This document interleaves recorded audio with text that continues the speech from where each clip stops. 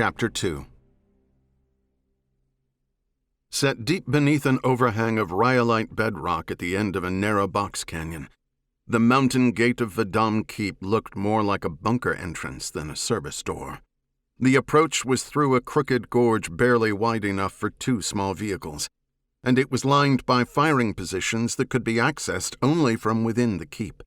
The door itself, barely visible in the dim green glow of 2 sky-shielded lights, was a single slab of energy-shielded nano-laminate that could not be breached by any weapon small enough to reach it, which seemed a good thing right now.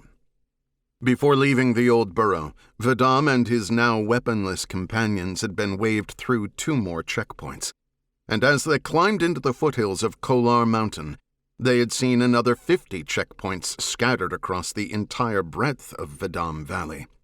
Taham had even spotted a flight of the tyrant's Aethras swirling through the darkness overhead, and one of those stalker craft was still trailing the craft now. Whether it was watching to make sure the transport reached home safely, or just confirming its stated destination, Vadam had no way of knowing. But he felt certain of one thing. Whoever the armigers were hunting, they were more than common rabble-rousers. As the gate rose in front of their vehicle, Vadam turned to Taham. "We Sangheili are a proud species, and that makes us combative. Perhaps too combative." "It is our greatest strength," Taham replied. "Also our greatest weakness." "You are thinking of the High Kaidans." Vadam swung his mandible chins up and to the right, a gesture of agreement. "The High Gathering has been filled with angry words. Too many have been mine." He paused. "The blooding years are barely over, if they have truly ended at all. In pushing so hard, I may have reopened the wound." Taham's gaze drifted back toward Vadam Valley.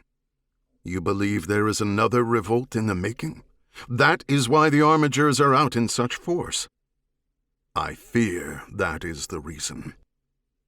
A number of dangerous factions had emerged shortly after the fall of the Covenant, including a group of die-hard Imperial loyalists and an order of zealot monks, both opposed to Vadam's reign as Arbiter.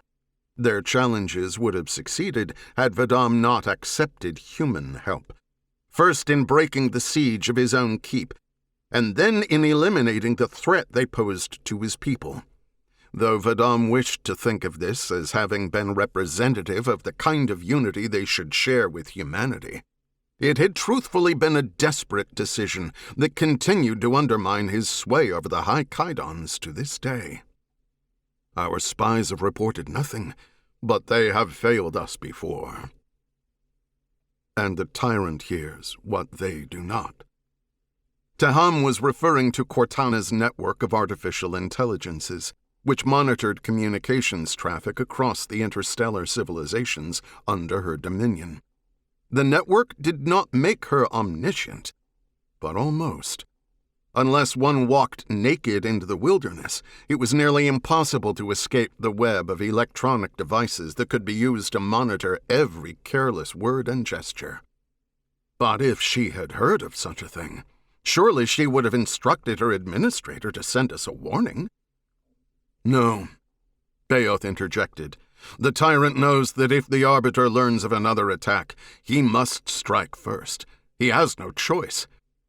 "Just so," Vadam said. "I cannot risk having to rely on human support a second time. Even were they in a position to offer help, accepting it would drive too many keeps into the camp of our enemies." "So she gives us no warning," Taham said. "Instead, she places the fate of the Sangheili in the hands of her machines." "Is that not what her armigers said at the first checkpoint?"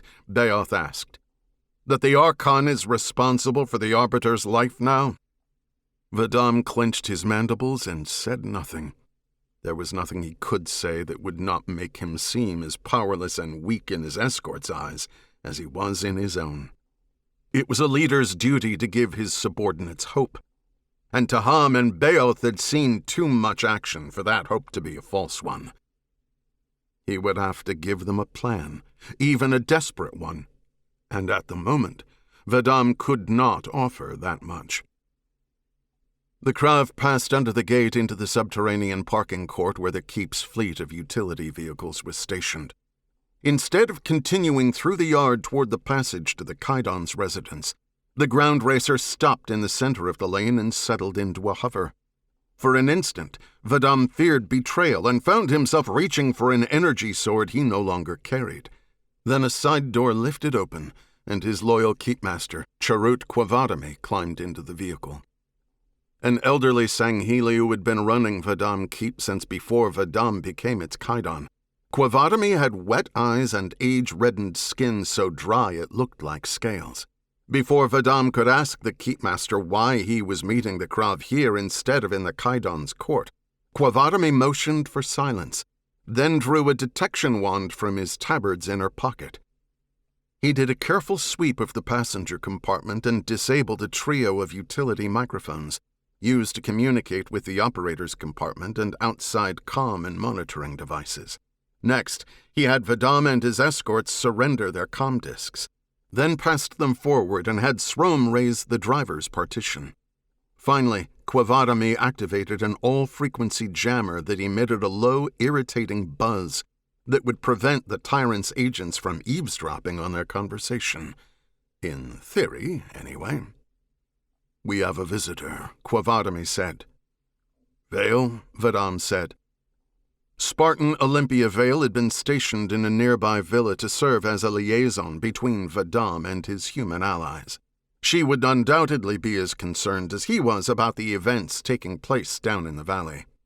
"I'll receive her in the contemplarium." "Not Vale. It is an Oath Warden. Creii Ayomuu." "Ayomuu?" Vadam echoed. Oath Wardens were little better than mercenaries, ruthless bounty hunters who sold their services to enforce broken agreements. Creii Ayomuu was reputed to be at once the best and worst of his kind, a talented investigator and tireless stalker who always delivered satisfaction, either by forcing wayward individuals to honor their pledges or by delivering their severed heads to the injured party. "What does he want from me?" He would not say, only that the matter is urgent, and it concerns the trouble in the valley. Vadam didn't know whether to be curious or worried, but he was suspicious. Oath Wardens followed a code that prohibited their being contracted as outright assassins, but it would certainly be possible for a shrewd Kaidon to persuade Ayomuu that Vadam had broken an enforceable agreement. It was even remotely possible for a Kaidon to actually believe such a thing, as the Arbiter's position was one of endless negotiation and delicate compromise between antagonistic factions. But would an Oath Warden destroy an entire tenement island just to access his target? Ayomuu might, especially if his target was an arbiter he had no other way of reaching. "I'll receive him in the Grand Gallery," Vadam said. He turned to Teham. "See that he is unarmored, unwired, and carries only an energy sword." Teham nodded. Then he and Beoth exited the craft, following the keepmaster toward the ancient hall, located behind Vadam Keep's above-ground reception bailey. Vadam remained in the vehicle until Srom had delivered him to the residence. Inside, Vadam retrieved an energy sword from the collection in his contemplarium, then climbed a long ramp into the Grand Gallery. A soaring underground vault, the gallery was designed to intimidate visiting elders and Kaidons. In the center of the chamber sat a large table that could be used for feasting or conferencing. Nestled into the corners were conversation areas for more intimate discussions. The walls were lined with high-relief sculptures and poetic stanzas depicting highlights from the saga of the Vadam clan. Vadam had claimed a section of wall for his own chapter in the story.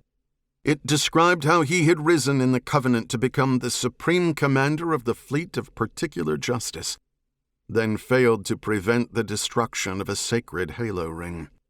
A bold panel portrayed the hierarchs having him branded with the mark of shame, then offering him the title of Arbiter. a position that he had gladly accepted, as it extended the hope of regaining his lost honor by undertaking one suicide mission after another. The sculptor had just inscribed a long passage chronicling the final mission, when Vadam had learned that the hierarchs were deceiving their followers about humanity's relation to the Forerunners. This section contained one of Vadam's favorite reliefs, an image of him fighting alongside Spartan John 117, also known to the humans as the Master Chief and to the Covenant as the Demon, to prevent the Prophet of Truth from firing the Halo Array and destroying all sentient life in the galaxy. Vadam lingered a moment, relishing the friendship that had arisen out of his alliance with the Master Chief, and contemplating the preliminary work on the next series of panels. It would depict him re-establishing the swords of Sanghelios and forging his alliance with the humans. The final panel was not yet designed, and he could not help wondering what it would depict. An ongoing alliance with the humans and several other species that gave him the peace to establish a grand concert of worlds? Or a tragic mistake that undermined his standing with the High Kydons so badly that his dream of a united Sangheli civilization came crashing down on top of him? In his darkest dreams, Vadam saw himself staggering like a wounded animal through the ruins of his keep, falling to his knees amidst fire and blood and sand, screaming into the fading light of Urs as he watched all he had fought to build turn to dust. For now, however, the only dust present was gathered in the deepest pockets of the room's most ancient sculpture panels. The golden bars flanking the gallery's massive double doors began to glow, indicating that Taham and Beoth were waiting outside with the Oath Warden Creii Ayomuu. Vadam let out a long breath and went to the door. He checked a glassboard log to be sure the room had recently been swept for any digital devices the tyrant's AIs could use to eavesdrop, then deactivated the locks and retreated to a conversation area near his private entrance. "I am ready." He spoke loudly enough that his voice echoed off the stone walls. Electronics were forbidden in the Grand Gallery, so there was nothing but the room's natural acoustics to carry his voice. "Welcome." The doors rumbled open, and Taham and Beoth entered the room, escorting a gaunt Sangheli with a stooped posture and gray pallor. Creii Ayomuu's head was flat and long, his mandibles as thin as a dagger, his limbs slender and elongated. He wore only a cloth jumpsuit belted at the waist, and he carried no energy sword. Whether the absence of the traditional weapon was a concession indicating supplication, or a condescension suggesting superior prowess, was anyone's guess. Oath Wardens were an order unto themselves, with their own arcane codes and lethal arts that no outsider would ever know. Ayomuu paused 10 steps inside the chamber and made a point of looking into every corner, as though he had never seen such a stately chamber, and was determined to remember the minutest of details. Finally, the Oath Warden fixed his gaze on the first panel of the saga wall and strode over to study the majestic figure of the long-dead Thel Vadam. Thel Vadam remained in the conversation corner near his private door. Custom dictated that the petitioner approach the benefactor, and Vadam had no intention of yielding even a hint of his power. Such an action would only reinforce the Oath Warden's delusion that his guild had a legitimate place in society, alongside blademasters and crop keepers, and in time, even doctors. Vadam continued to wait in silence, and the Oath Warden finally turned to face him. "Your ancestors' saga will be difficult to match," Ayomuu said. "I see now why you have taken so many ill-advised risks to enhance your own."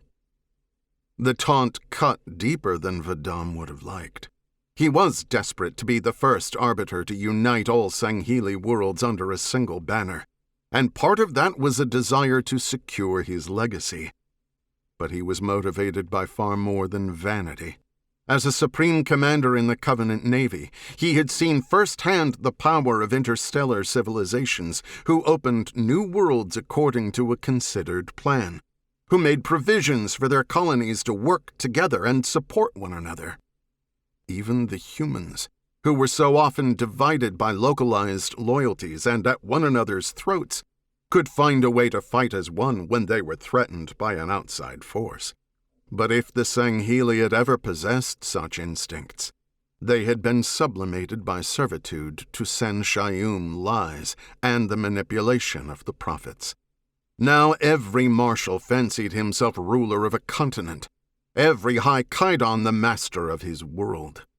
They guarded their authority with a jealousy unrivaled by the Jerohanai, and they plotted to undermine one another with all the cunning of Kigyar matriarchs. Vadam did not know how he would ever bring them together, but he had to find a way. If he did not, Sangheili's civilization would become just a collection of client states paying tribute to the interstellar empires of its rivals. When Vadam continued to wait in silence, the Oath Warden finally started up the length of the gallery toward him. "But there is more to an arbiter's legacy than an enthralling saga," Ayomuu said. "It is the arbiter's duty to uphold the public honor of the Sangheili, to foster honesty and enforce the laws of our ancestors." Ayomuu reached the conversation corner and stopped, waiting for Vadam to wave him toward one of the cushioned lounging benches. Instead, Vadam stepped to within striking range, a reminder that no matter how dangerous the Oath Warden might be, he would never be a soldier's equal. "Fostering honesty," Vadam echoed. "I have always thought that is what Oath Wardens do. By the time we are contracted, it is more a matter of imposing it." "No doubt. But why come to me? Surely you cannot believe I have any interest in sharing your fee." Ayomuu parted his mandibles. "What a thought. But nothing so creative. I come as a courtesy. This particular contract may be of concern to you, so it seemed wise to give you an opportunity to secure your interests before I proceed." Vadam glanced to Taham and Beoth, whose expressions remained suspicious and watchful. Whatever Ayomuu was talking about, he had given them no hint. "Then perhaps you should explain what interests I need to secure," Vadam said. "You told Quavadami this concerns the trouble in the valley." "Yes, it was the only way to persuade him to admit me." "Is this about the trouble in the valley or not?" Vadam put more ire into his voice than he felt, for he was accustomed to petitioners seeking audiences under false pretenses, and he knew how to discourage them. "Because I have no interest in speaking to you about anything else." Ayomuu hesitated. "I can explain what is happening. That is not to say I am the one who caused." "I love the tyrant even less than I do liars," Vadam interrupted. "Know that if I punish you, it will only be for deceiving me, and I will do it myself. I will not give you over to her." "Then I have nothing to fear. My client was only following your example." Seeing that Ayomuu was trying to draw him into a conspiratorial state of mind, Vadam tipped his head and studied the Oath Warden in silence. After a moment, Ayomuu continued. "My client financed an expedition to Umba for a human female, a xenoarchaeologist. I have never heard of this place." Vadam did know that Umba meant world of death in Sangheili, so he assumed it was no garden planet. "And your client's agreement with any human is no concern of mine."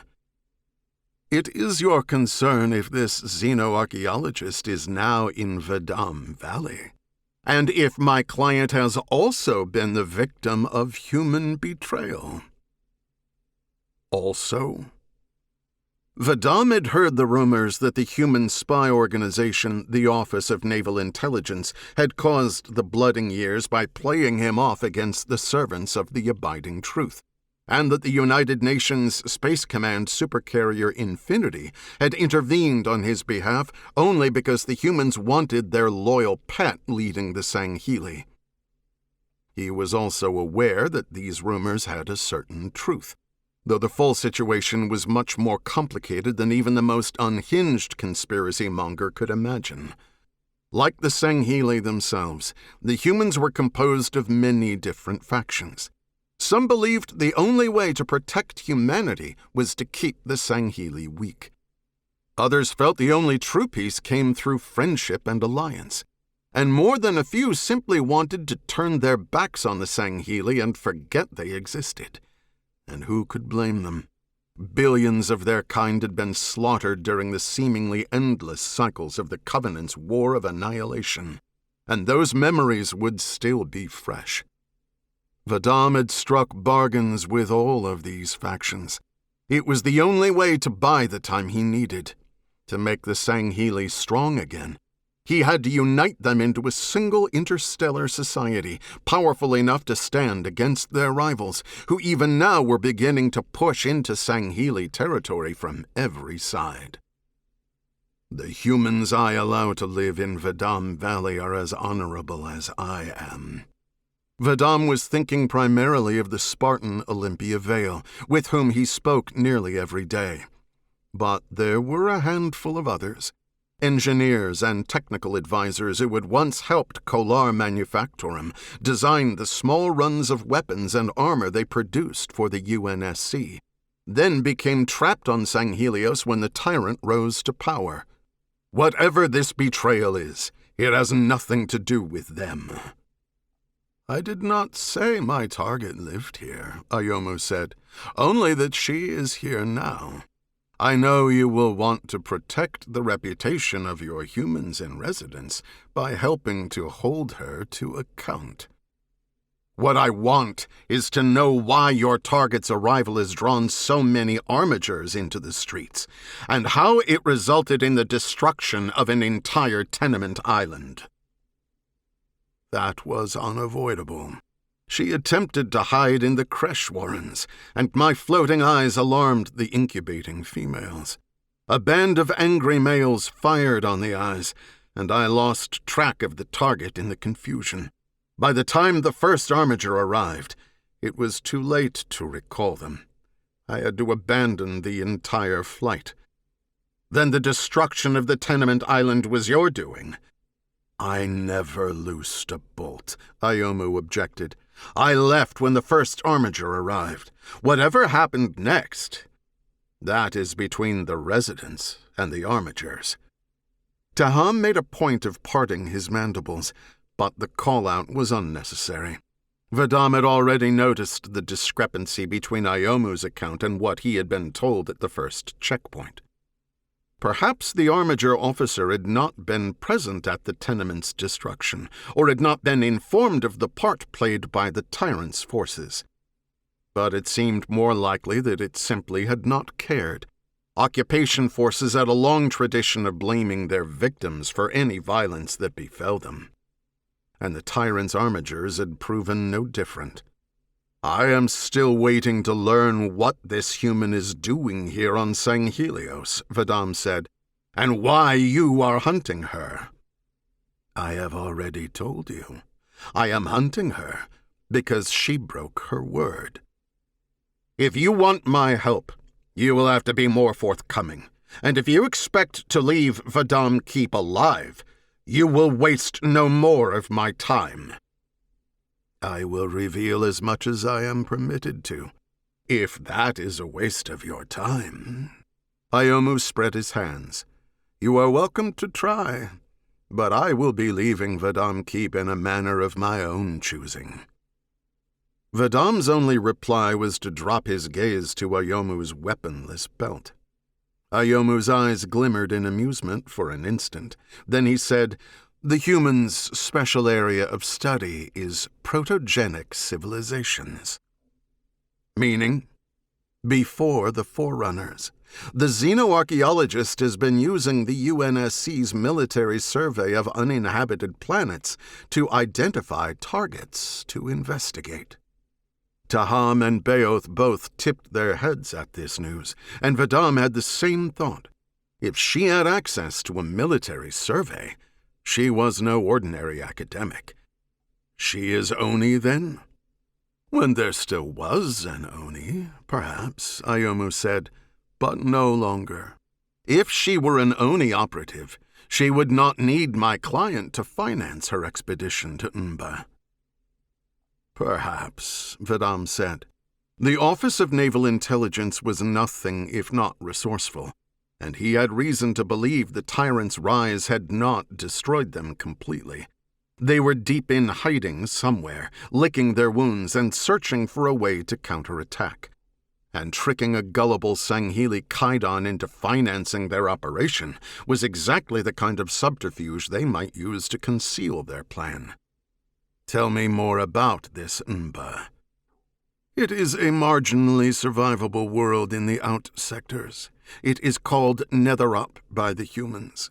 It drew the xenoarchaeologists' interest because there was a small surface battle there early in the War of Annihilation, and the UNSC's after-action account referred to an ancient roadway, a buried city, and sophisticated vehicles that utilized legs instead of wheels.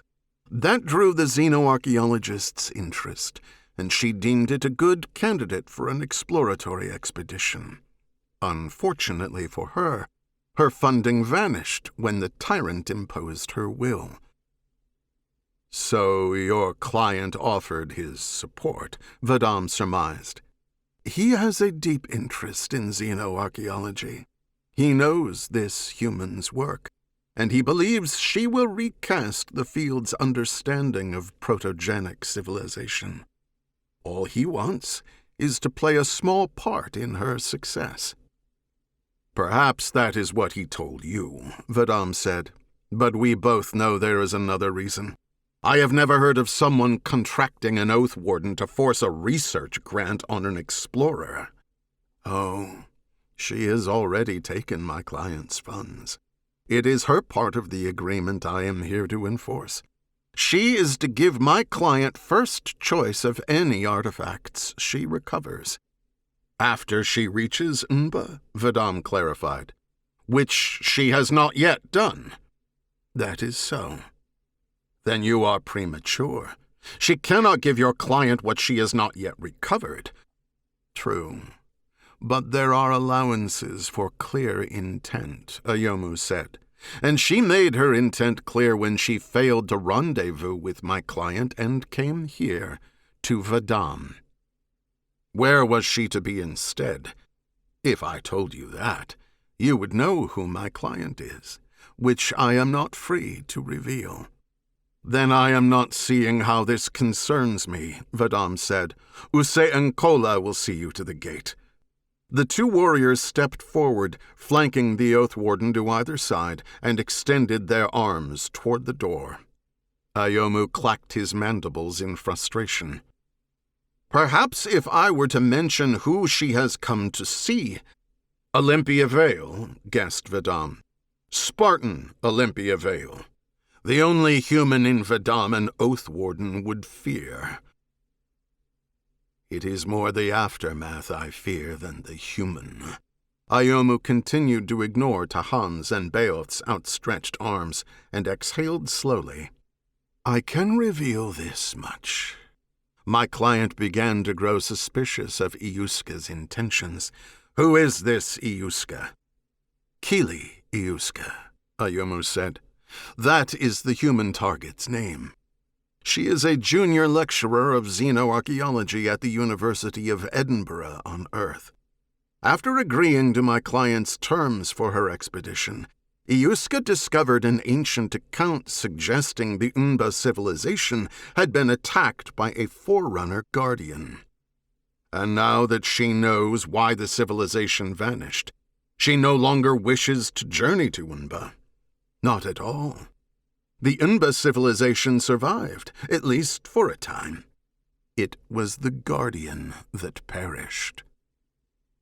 It took Vadam a moment to grasp the implications of what he was hearing.